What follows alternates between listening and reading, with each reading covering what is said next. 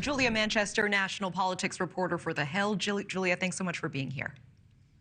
Thank you for having me, Natasha. Let's talk about this new number, the 38% of voters in that new poll who feel exhaustion at the prospect of Biden versus Trump Part 2. Are you surprised by that number?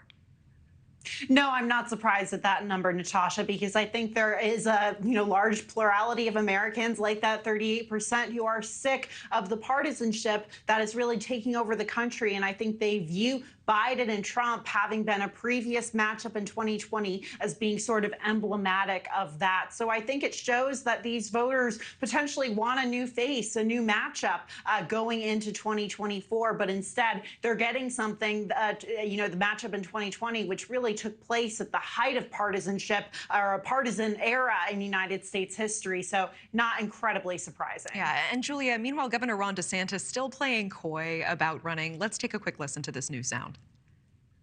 I'm not a candidate, so we'll see if and when that changes. Yeah, he says, I'm not a candidate, but many are wondering, what is he waiting for as Trump just wins more endorsements? There is a legal issue at play here, right, Julia?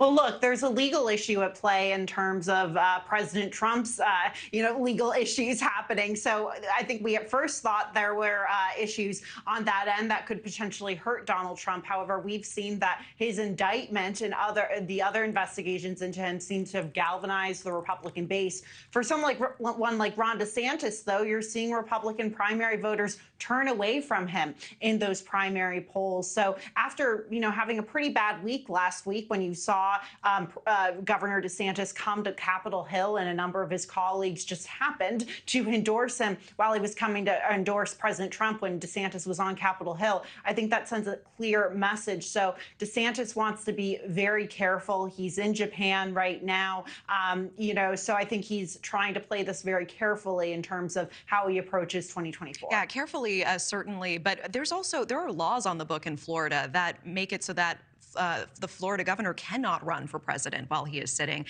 It does seem that there is work being done behind the scenes to try to shift those laws, though. Is that right?